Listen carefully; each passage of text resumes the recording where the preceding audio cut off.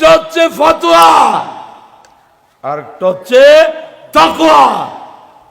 আগের জমানার আলেমরা বাতের দাওয়াত দিলেও জিজ্ঞেস করতো তুমি নামাজ পড়ো, নামাজ না বললে করো নামাজ।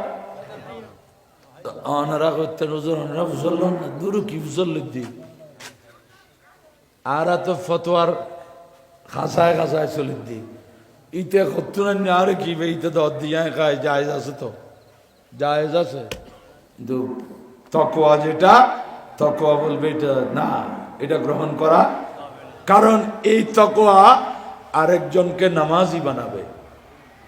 কারণ যে এই বুজুর্গ আলেমকে উনি খাওয়াতে চাচ্ছেন, যদি উনি বলেন তুই নামাজ পড়স না তোর ঘরে খাবো না, অত এই কারণে হলো সে কি হয়ে যাবে নামাজি।